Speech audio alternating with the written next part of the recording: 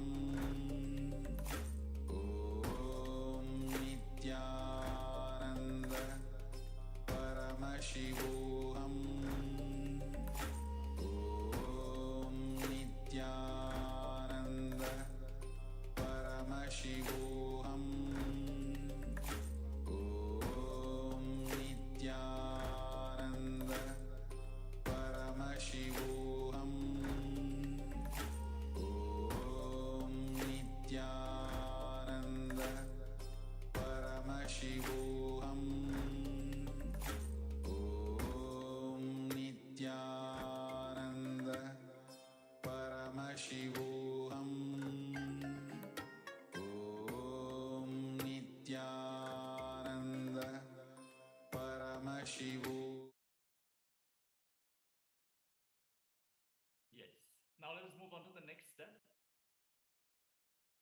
In this step, we are going to just read through what you have written. Just take some time and read through the whole thing from the beginning to end. As you read, you will understand that you are nothing but a bunch of unconnected, independent, illogical, unclutched thoughts. You are not aware, but constantly you believe you are aware. Every single moment which passes in your life without your presence is suffering. Just go through the thoughts that you have written down. You will see it is completely unrelated. You would have thought about the present moment, then you would have jumped to the past, you would have jumped to your dinner, to your next day. So many things would have shown up in your inner space. But understand, unless you are conscious in this present moment, unless you are present, the future you're going to generate is only going to be that. It's going to be unconscious. You're not going to manifest what you want. You're only going to manifest what is already operating within you. We actually have some Shastra Pramana going as follows. Nirasya Vishaya Sangha Mano Vrittim Vihaya Cha Yada Yadyunmani Bhavam Tada Tat Paramam Sukham. Within the refined seeker, who has set aside all sorts of associated thoughts related to the worldly pleasures and objects, and who has transcended the fluctuations and modifications sustained by the mind, a significant state known as Unmani Bhava gets unfolded. When such a significant state, Unmani Bhava, dawns in him, there occurs supreme bliss and ineffable bliss to him. Unmani Bhava is a particular transcendental plane of consciousness above the Brahmarandha.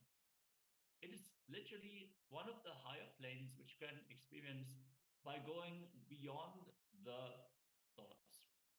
It is the Mano Unmani, Manonmani, experiencing the deep silence, which is actually always there between our thoughts.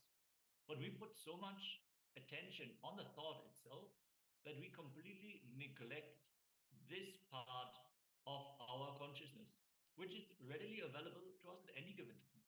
See, if it's just a paradigm shift, you just need to decide to bring your restful awareness into the gap between the thoughts instead of giving this awareness, this attention to your thoughts. The moment you give the attention to the thoughts, naturally you will create a thread. You will make the thoughts much bigger than what they are. You might experience some anger about your boss, your co-workers, your family members, some thought show up in your inner space. And if you decide to entertain these thoughts, they will take more and more of your inner space. You will be possessed by that thought. You will feel your very hormones will be guided by that thought. You have an angry thought, you will feel the blood is boiling. You will feel the anger. You feel justification for that anger as well. You feel that, yes, this person has wronged me. If it is a lusty thought, you will be taken by that thought. Your body will go through that whole cycle. You decide to entertain the thought will entertain you.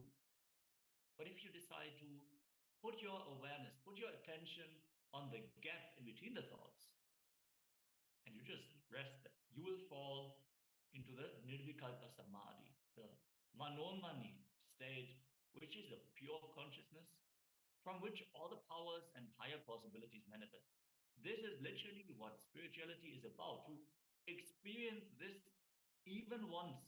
Swami said, if you experience this even once in your lifetime, you are saved. Because the moment you die, the greatest possibility that you have experienced in this lifetime, or the greatest glimpse that you have, will open up to you as a possibility, as a choice. And naturally, if you experience the pure consciousness, you will choose that.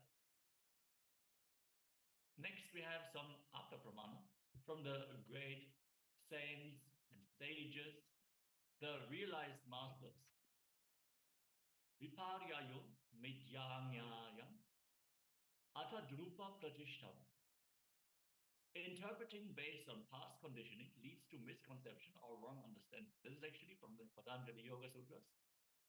If you judge this situation based on the engrams which are already in your inner space, naturally the result you arrive at will not be reality.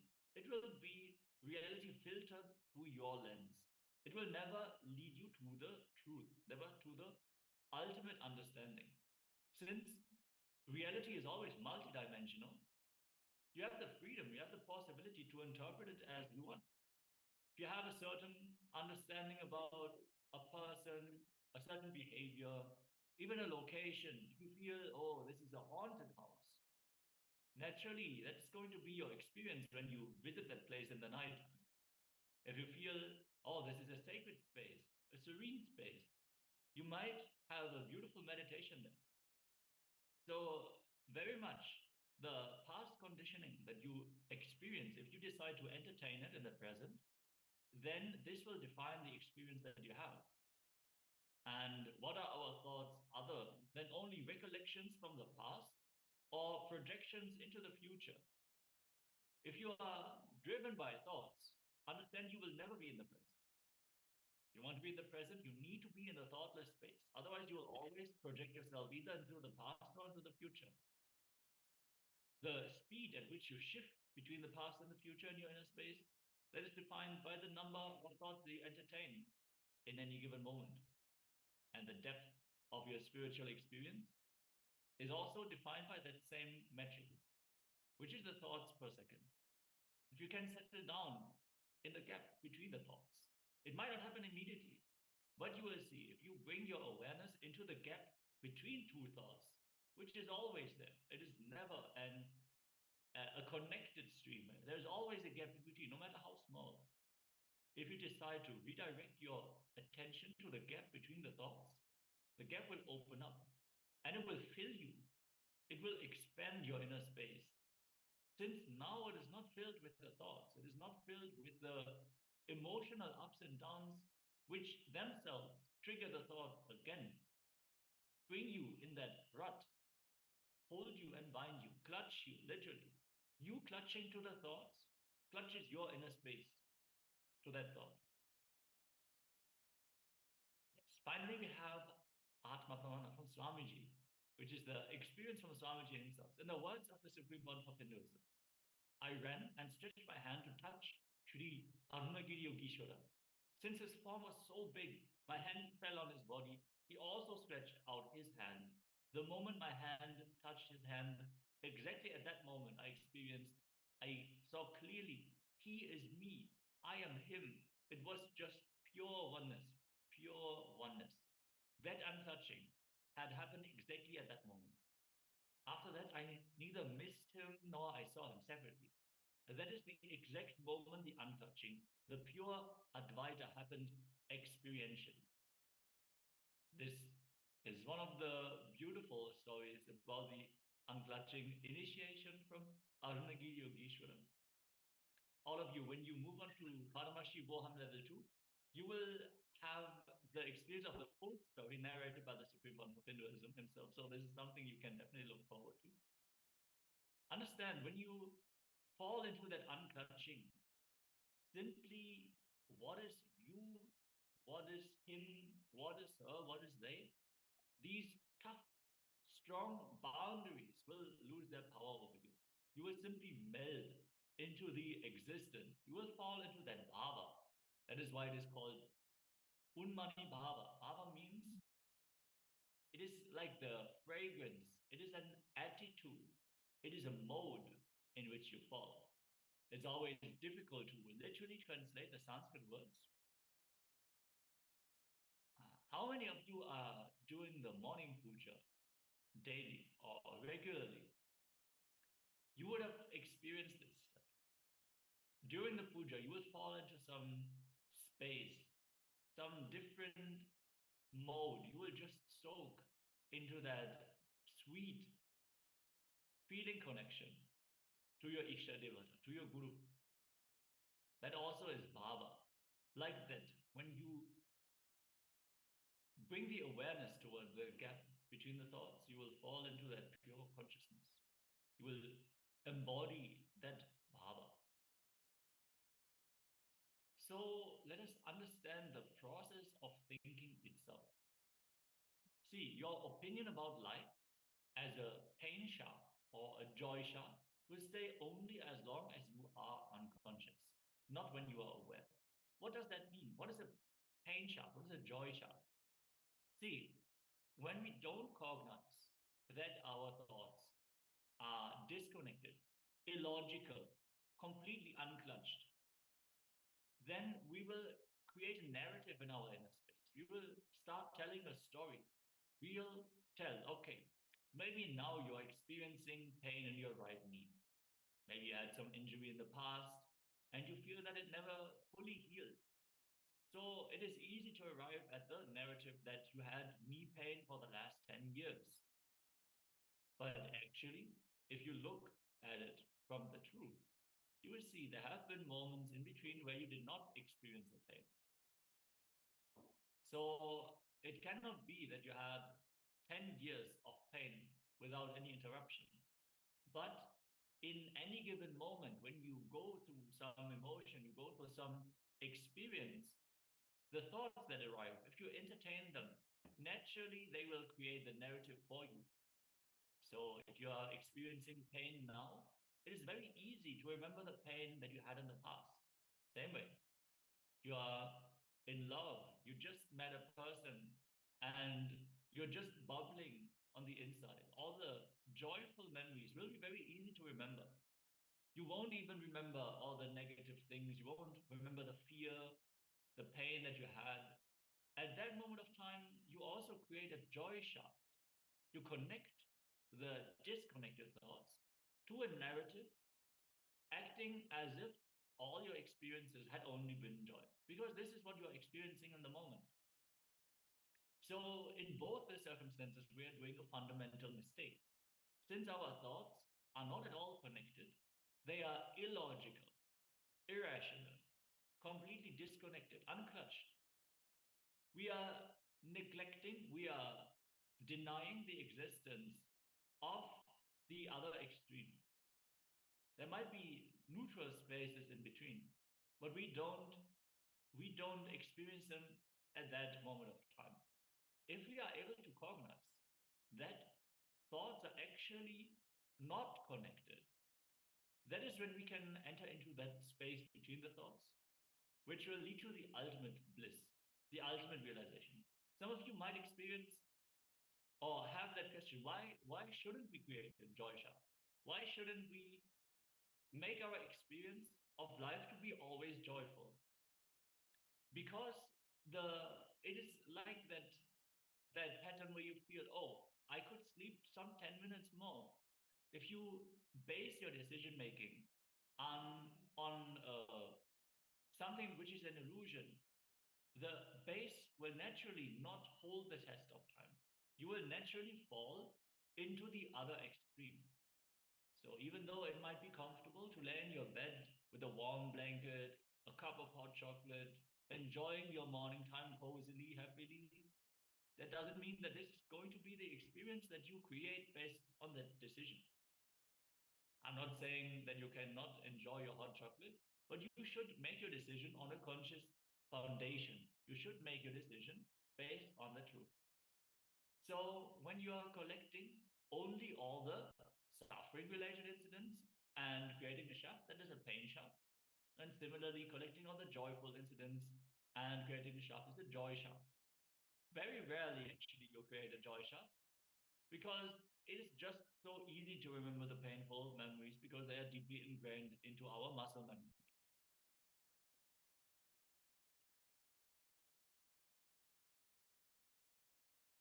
When we unclutch, the first thing that will happen to us will be an inner healing effect, peace in us. Fortunately, you can having a cup of coffee can replace the powerful fear of death. only thing you need to do is decide till it stops. You are catching this. How many of you remember the powerful connection that we started with? You can just let us know in the chat. Share your insights that you have received in this session so far. Give a few moments to share the powerful cognition. If you have any questions about this session, we have covered many difficult terms and maybe hard to grasp concepts. So let us take just a moment and recapture what we have covered in this session. See, this is one of the fundamental practices in Vedanta. There is 3 steps if you want to imbibe new knowledge, if you want to master that knowledge. First is Shravana, which is authentic listening, being fully present, not having any judgment about what is being spoken beforehand. If you are able to listen intensely and authentically, you will simply be able to absorb the knowledge, and then you can process it further. If you have already a judgment, like in that reference that Patanjali has given, when you judge the situation, when you arrive at cognition based on your past understandings, you will not arrive at the truth. So in that very first moment when you receive the information, you have to be a clean mirror to reflect that knowledge. Yes. Yes. A participant is sharing thoughts don't have connection. It is just random. If you give attention to a particular thought, it goes deeper related to that. Yes, very nice. Very good.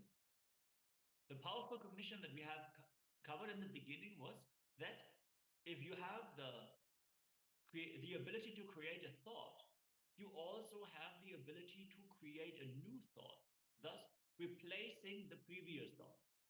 That is a powerful cognition that we need to arrive at. It is correct that if we focus on the thoughts that are showing up in our inner space, that we will create thoughts along those lines continuously. That doesn't mean that the thoughts are connected. No. Like we just heard, the simple thought about having a cup of coffee can replace the powerful fear of death. If we decide to stick with it, if we decide to keep on replacing the thought until it loses its power over our inner space. See, depending on how much you cherish a certain thought current, your inner space might be occupied. It doesn't mean that you just decide once, okay, let me go of the idea that I am ugly, that I'm overweight, the idea that I'm not going to be successful in my business. Just because you make the decision once to replace that thought doesn't mean that that thought current will lose its power over you. But you have the power to keep replacing it until it does, until it loses the power completely. You can recreate it with something that you want to experience. You have that power. You have the power to reprogram your inner space to what you want to experience. Understand, this point is actually the transition for us to move on to the next very powerful topic, which is initiation. See, we can create new thoughts in our inner space. But even these thoughts will be only based on what we already cognize. So understanding that what we create in our inner space is still not the ultimate. There is something more. And that can happen in us only through initiation. And we are going to cover what is initiation in just a few moments.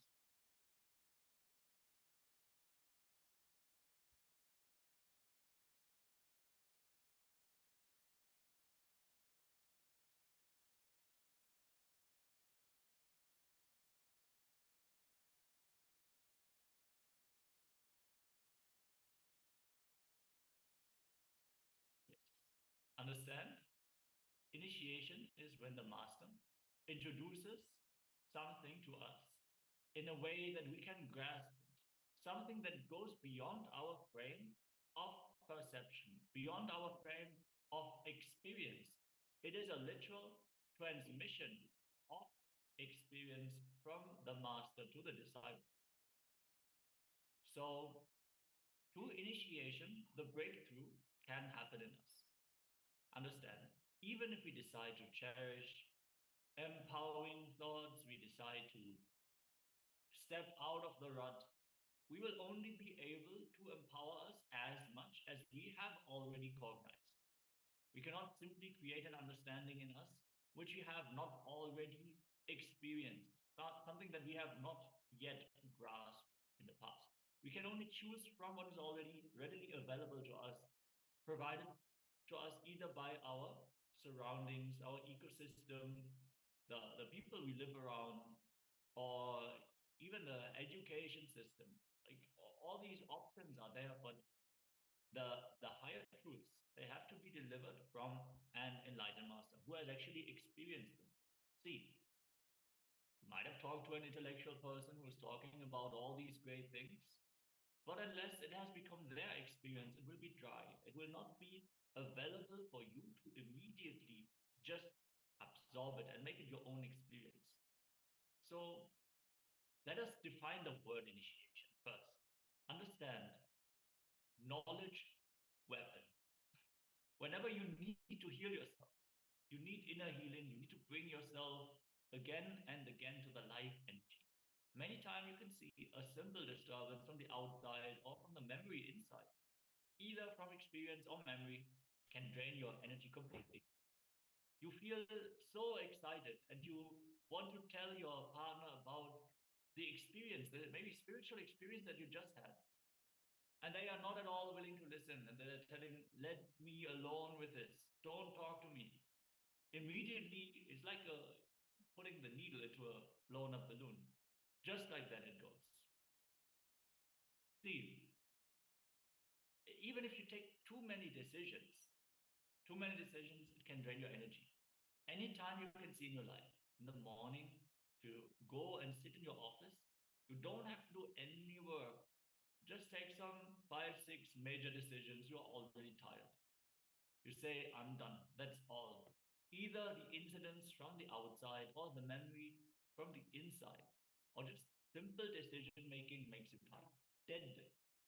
The truths, ideas, words, which bring you out of the tiredness, which bring you out of that low mood, which bring you out of that depression, which give you energy, confidence, life. So those truths are shastras, knowledge, weapons. Truths which bring you out of depression, low mood, as self-healing energy and confidence. Life, very life into you, is called shastras. The truth, which not only brings you out of depression, destroys the very source of depression once and for all, is called mantra. Understand, the mantra word has 2 meanings. Mantrayati iti mantraha. The words which show the path for the human beings is mantra. The truth not only brings you out of depression, once and for all breaks the source of depression in you is called mantra. Any mantra, if it comes from the enlightened experience, the inner space from the enlightened source, you do not know why, how, what, suddenly you see it is true. It clicks. Even though one part of your logic continues to fight, because if you accept the truth and start expressing it in your life, many of the things you keep as a vested interest in, a life which you entertain, many things which you thought of your life as or which you thought as your very life, that would be at stake. Because, like we mentioned earlier, many times we actually build our reality based on some false understandings, some things which are fundamentally not true. So naturally, letting go of these fundamental illusions is not as simple for us. It needs the internalization, the manana to happen in us. So that part may continue to fight, but the main thing you need to understand is your being, your core will have that click. I know what he's talking is the truth. Maybe it's too strong for me. Maybe if I start living it, too many things are at stake. I might lose my relationships. I might lose the idea of even those things that I enjoy right now. Will I have to let go of all of these? So many doubts will come up in your inner space. We have all experienced this, I'm very sure. This all can be a confusion or disturbance, a doubt in the corner of your mind, the corner of your heart, the corner of your very being. But the core feels connected. You understand. Already you have clicked with it. See, many of you would have experienced the moment something clicks with you, you will not be able to let go of that anymore. There might be this creeping feeling, oh, what happens if I actually make this into my life? If I actually apply these tools, what will happen? What will happen to that identity that I have built, that I've entertained for so long? I've grown this identity. I've fought for it so much, defended it in front of other people, and I've enjoyed it, seeing myself in this way. What will happen to it if I make these higher truths as part of my reality? But even if you have this doubt, even if you have this worry, this fear inside, in your heart, you know, okay, it is the truth. I understand it is the truth, and I know that this is never going to leave me. If that happens, that is called initiation. So initiation is literally the master throwing the seed widely, everywhere, making it available to everyone, and just see where does it hit fertile ground. He just places the powerful cognition for us to grow into a powerful being. The truth, when it comes out of an enlightened inner space and clicks, there's a right word. If you analyze, how could he convince me about such great things and such a wonderful thing? We ourselves will feel, how did we get convinced? You don't know, but suddenly your heart feels connected to the word which he is uttering. The truth which he is expressing, that connection, that click is initiation. See, fundamentally, you can't even cognize the ultimate. You can't even cognize him as his guru without his grace, without him having showered his blessing on us first. No matter how intellectual, how well-read you are, the truth can only click in you because of the initiation that you have received. So it is always the master who's taking the first step towards us, gracing us, throwing the seed, and when it hits fertile ground in us, that is when we start feeling connected. Then is when we start feeling, yes, let me relate with this more and more. Let me change to the higher possibilities that are already there in me. I feel that this is the truth. I know this is the truth. So now what I need to do, let me try, let me see what is happening if I apply this to my life. So just two things. We are going to enter into a process of unclutching. Unclutching is for all the participants. I see some participants have joined and knew before we went through the introduction of unclutching. It is literally you falling into that gap between two thoughts. As long as you hold on to any given thought, you will be caught in the rut. You will gravitate and rotate around that thought again and again. So if you bring your awareness into the space between the thoughts, you will fall into the deep unclutching. Okay? Jeremy Max here is telling it's okay. I've done level 1 before. Okay, that is great. You were asking for the song yesterday, right? Yes, I tried to find that song, but I'm not sure this is the correct song because on YouTube we're actually playing different music than what is played in the Zoom rooms. I'll let you know which one is the song that was the last song during the initiation on YouTube. Okay, so now let us actually enter into the unclutching process. Just two things. Do not sleep. Not only closing the eyes, even with the eyes open, you can unclutch. Many times, like changing the TV channel. In the house, you're trained more than 5 minutes. You don't sit in front of the channel. See, many times you just zap through all the different channels.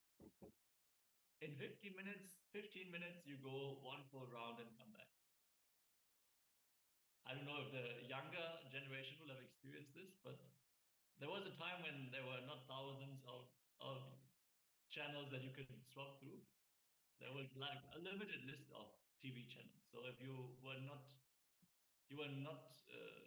satisfied with the TV shows that were running and you were just zapping through the channels, you would make a full round very quickly. So some 35 channels you go around and come back.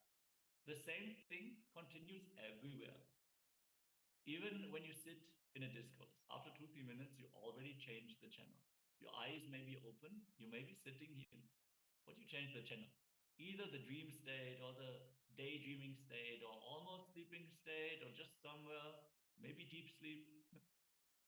Just today, please do not change the channel. And the second thing, completely be relaxed.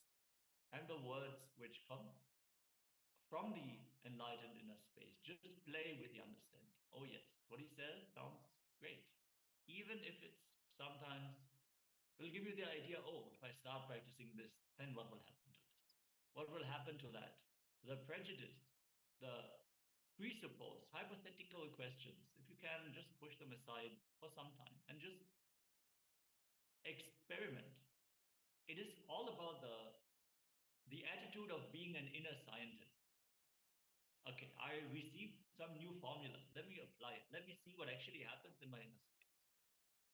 Even if the immediate experience does not happen through this process, if you keep this beginner's mindset alive, okay, I don't know what is going to happen, but let me try it out. Let me see what happens in my inner space. This alone is all. This is all that you need, literally.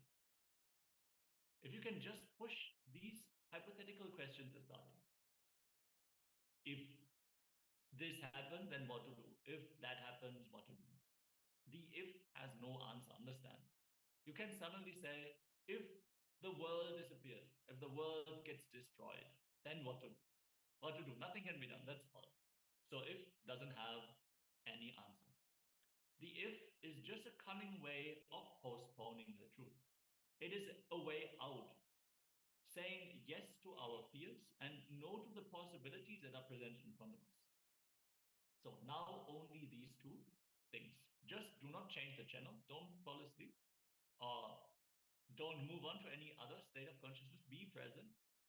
And second, just be relaxed. Go with the whole flow. Go with the whole expression. Suddenly you will see somewhere it clicks. Somewhere it just clicks. And that click is initiation. Initiation does not mean chanting some special mantra in your ears or doing something special. Not some technique. It is straight. It means straight away making you experience a solid truth, giving you the clear inner space and confidence to live that truth as well.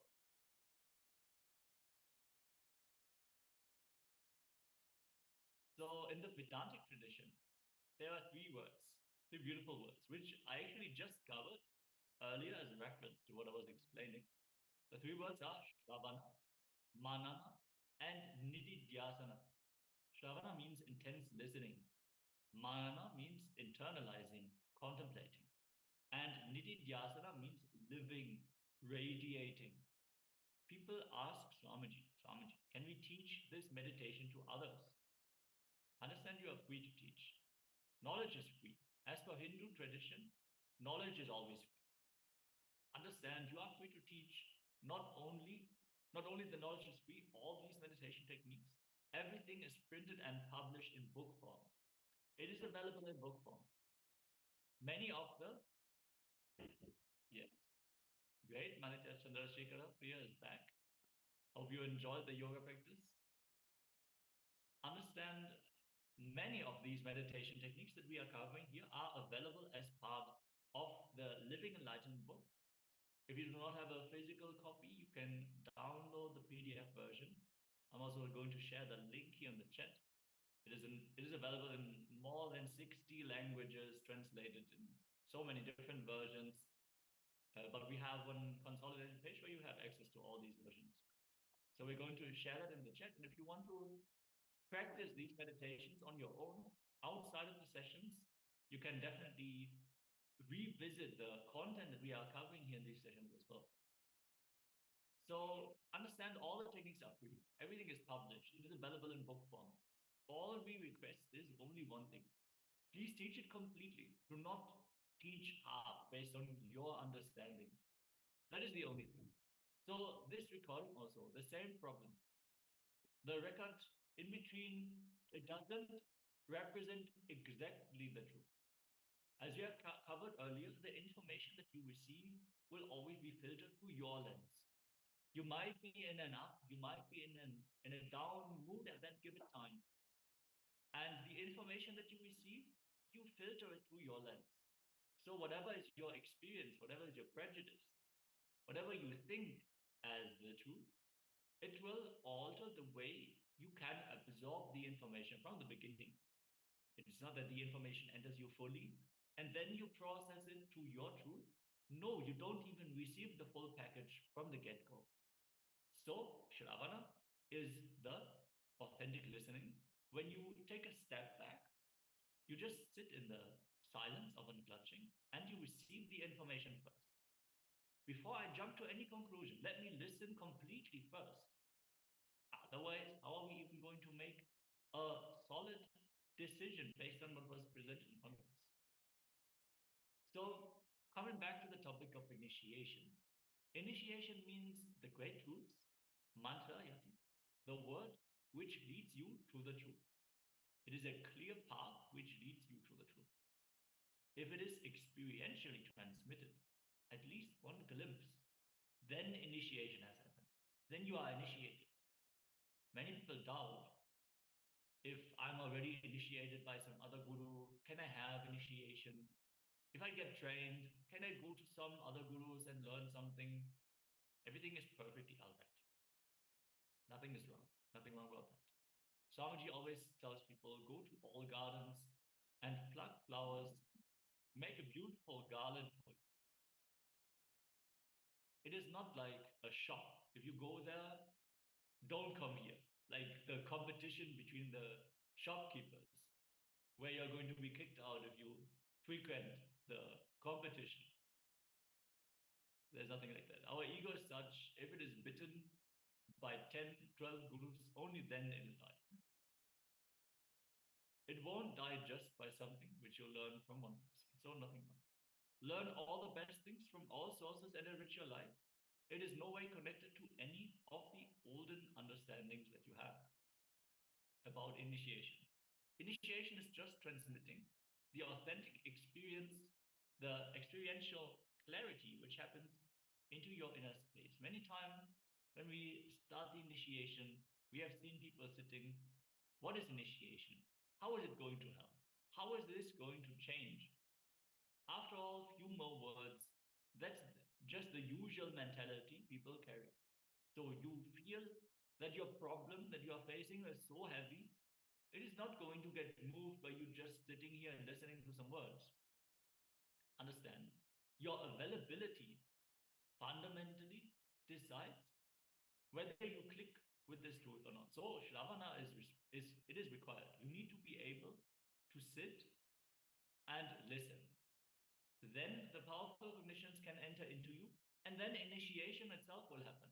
So even if you don't apply the powerful truths, even if you don't apply the powerful truths immediately, since you have clicked with it, the understanding that this is the ultimate truth has already happened in you, then it only takes time for you to arrive at the decision to be ferocious with yourself and apply them to your life.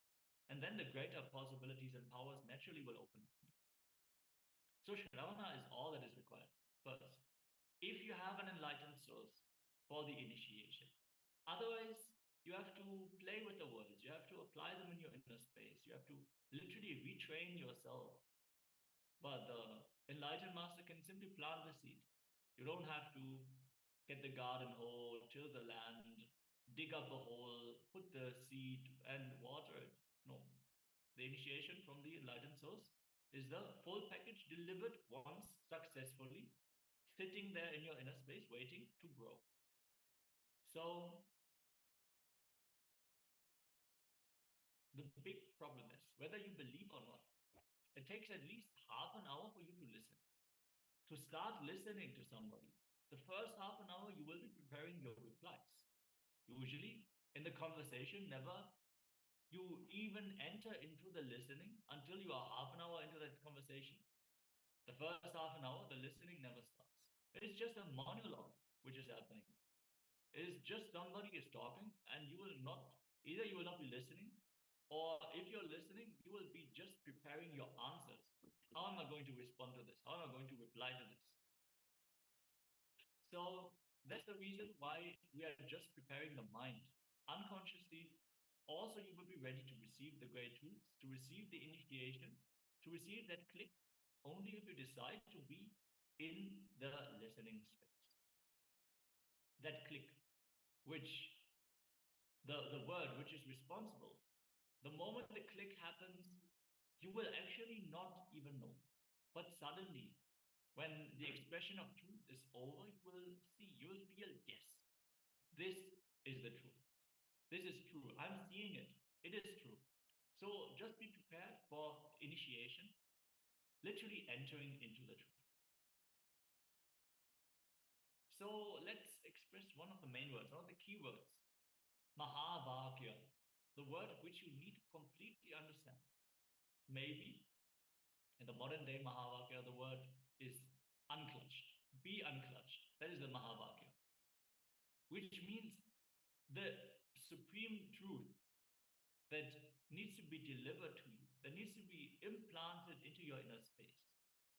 When you decide to be receptive, you enter into the master space and you receive these powerful initiations, and they are being planted in your inner space. If you understand, okay, yes, I am able, I am powerful enough to create thoughts in my inner space.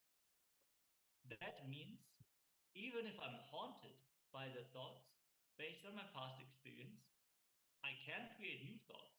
And because I can only think one thought at a time, that means I can replace these thoughts. Just it requires me to be firm with my decision. See, many times the powerless cognitions that we carry, they also have some sweet side to it. There's something that we want to achieve by holding on to these patterns. So we are not fully decided that we want to let go of them. Once we have that determination, that clear understanding that we want to create a powerful inner space, it is too easy. We can simply be unclutched. So once this truth has landed on us, that is the Mahavakya, that is the supreme truth, that is the initiation which was fruitful. Now let us try to analyze and understand, internalize this one truth. One Mahavakya. We have a beautiful, different Mahavakyas in Vedic tradition. So many Mahavakyas are there. Aham Brahmasmi, Tattvamasmi, so many wonderful Mahavakyas. Prajnana Brahma, Sarval Vidam Brahma, all these different Mahavakyas. Be unclutched. What does Swamiji mean by this word of being unclutched? Let us try to explain with a simple diagram how continuously our mind is working and how we are clutching, connecting, and creating life or suffering. How we are creating the ignorance or depression. Let's describe when you will be able to understand what Swamiji means by the word unclutching. Please come back if you have changed the channel in between. Now it is time we enter into the Satya, the truth, the real experience of Atato Brahma Jignasa. Happening means let us inquire into the reality and have courage to go into the experience wherever the reality may lead us. So, having that determination, okay, I have clicked with this truth. Even though it has not yet become my experience, even though there is this fear, this worry, this doubt inside of me, what will happen if I actually apply this to my inner space? Do I have to let go of my beloved things? All these doubts that you have, will I even be able to sit through this? Many people, they feel, okay, if I take up a spiritual practice, I won't even stick to it till the very end. All these ideas might come. And we need to be firm in our decision to be like non-dual about it. There's only yes or no. There's no in between. The moment you decide not to commit to it fully, that means you're not committing to it. Be very clear. When you decide that you are not going to take a decision, that means you're deciding not to decide. So, how does our mind work? How we create thoughts and how we give meaning to it? How we experience life in a simple diagram. For example, the thoughts are happening in your system. These are all different thoughts. Just trying to give kind of a diagram, different shape, different size, different length, different width, different kinds of thoughts. Sometimes the thoughts are about some joyful experience which you had, sometimes suffering which you had, or sometimes guilt, or again joyful memories, sometimes painful memories, and again some depressing memories. Sometimes again there will be suffering, different thoughts you experience. If you just do a simple experiment, just for 5 minutes, you write whatever comes without editing as it is, whatever goes inside without editing as it is, and read that page again, suddenly you will realize that you are nothing but a bunch of unconnected, independent, illogical, unclutched thoughts. So this is exactly the experiment that we have already conducted in the beginning of the session. So understanding this, understanding that you can go beyond thoughts by residing in the space between the thoughts. That is the powerful cognition of this session. So we have covered so many different powerful cognitions. So I'm requesting all the participants who are here in the Zoom room, all the people on camera, and also those people who are not on camera, please be on camera throughout the session. If you have to step away for a moment, you can let us know. That is not a problem. But please be present, please be receptive. Make yourself available, because this is one of the most powerful processes that have been revealed by Swamiji. It's a direct initiation into the thoughtless zone from which all the great things manifest. Not only healing, not only a joyful inner space, not only a loving attitude that you are going to carry towards other people around you. See, when you are clutched to your thought currents, naturally you will operate on that mode only. But if you can entertain a clear inner space, you will be available for the people around you. You will be able to respond to them in a very compassionate way. You will be able to listen to them, provide your pure listening, not based on your judgment, not based on your prejudice that you already carry towards them. You will be able to receive them, and that itself will heal them as well. So this very simple technique, this very simple process is so powerful in so many levels. So we're requesting all the participants to please come on camera and be present to receive this powerful tool. Understand, first you have to go through the disclaimer. This technique is not intended to be a substitute for professional medical diagnosis or treatment. Individuals with any type of medical condition, the elderly, children below 40, women who are pregnant or suspect they may be pregnant, are advised to seek professional medical advice before practicing this technique. Viewers who are not on two-way video conferencing are cautioned that they are practicing these techniques at their own risk. So with all the legal disclaimers up front, let's now enter into the Nirvikalpa Samadhi initiate, which raises your Kundalini Chakra to bring you to perpetual completion. Your consciousness is like the ocean. Your incompletion can never be even a 30-year-old incompletion or yesterday's incompletion. It is happening just in this moment. They're just like fish jumping in the ocean. Each idea you have about completion, incompletion, your body, all are like fishes jumping in the ocean of your consciousness. Even your root pattern, the strongest pattern, the deepest engrams that you carry, is just one fish jumping in the ocean. The fish is submerged. As you look onto the ocean, you don't see it. Then it jumps out of the water. For some time, you see it. It is floating there. It is present in your inner space, like a thought.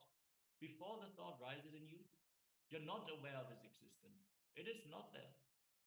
The moment it shows up in your inner space, you can look at it, you can experience it, you can hold on to it, you can spin forth the very idea behind that thought.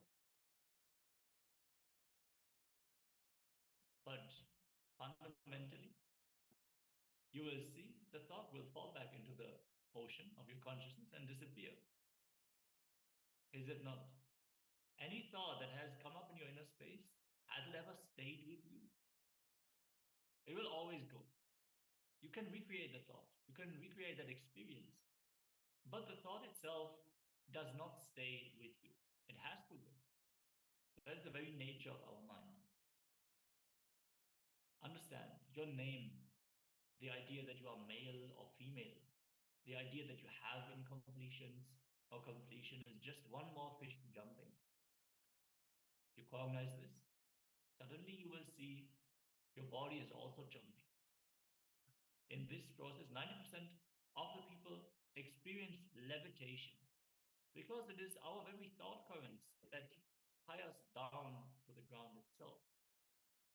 So if we can see that we are free of the thoughts, we are able to simply go beyond the thoughts, then we can simply levitate from the ground. We can simply lift up. It just requires the powerful decision to remain in that unclutched space.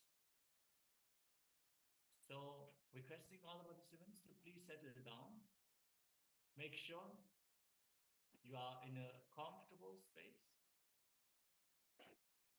Be on camera and make yourself available for this process to happen in you. Close your eyes and sit. See yourself as an ocean. See clearly every idea you have, such as what your name is, completion, incompletion, any emotions that you have experienced recently or you are experiencing right now. Other people, if they are with you or not, you are here. You are meditating, attending this program. All these ideas that you carry are just a fish in the ocean.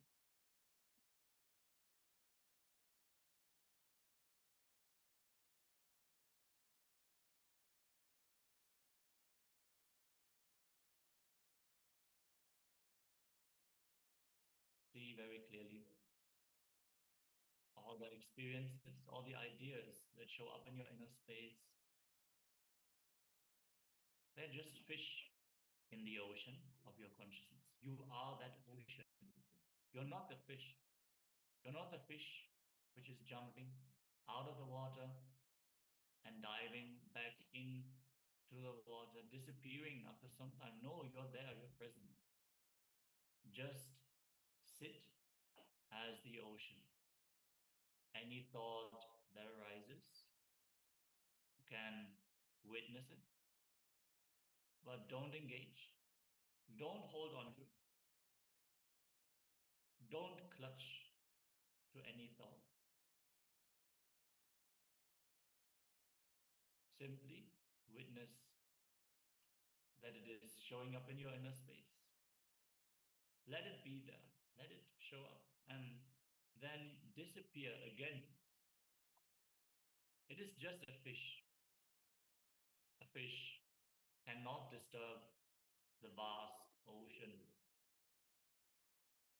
Any thought that comes up, decide to unclutch from it. Just see it come and watch it pass again. It will not stay with you. It will not remain in your inner space. You know that. You have understood these powerful cognitions that we have just covered. There is no weight of any thought. Simply sit in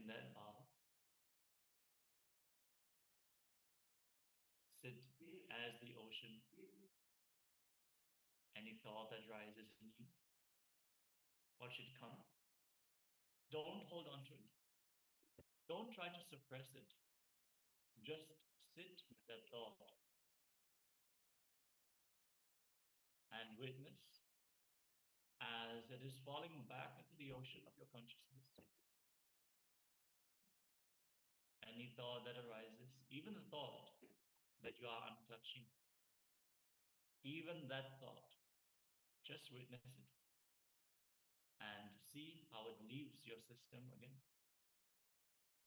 You are not the thought. You are not the fish jumping. You are the ocean.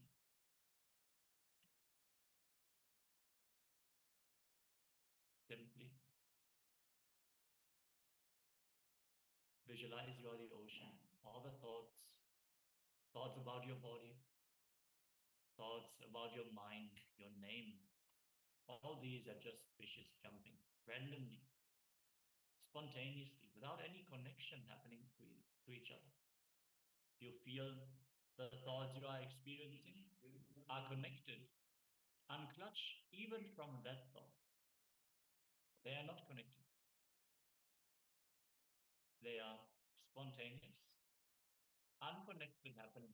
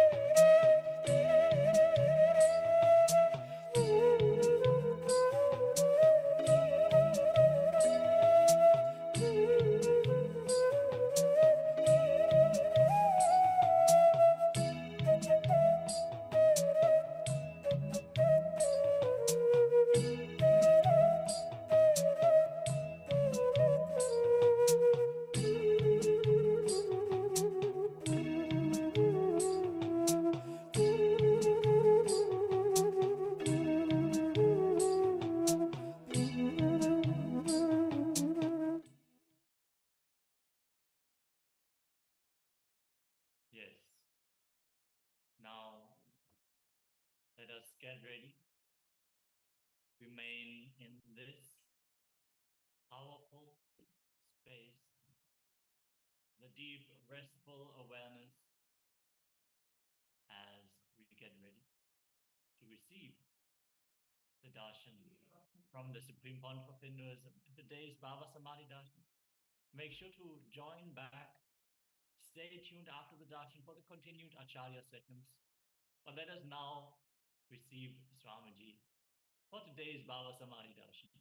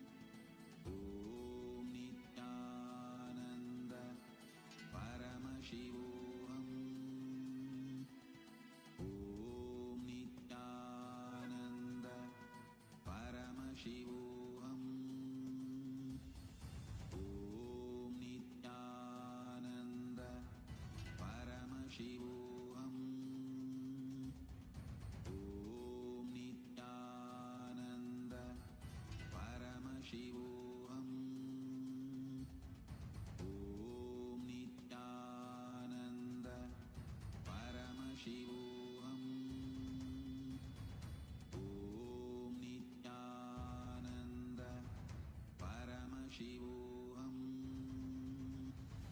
Om Nithyananda Paramashivoham Om Nithyananda Paramashivoham Om Nithyananda Paramashivoham Om Nithyananda Paramashivoham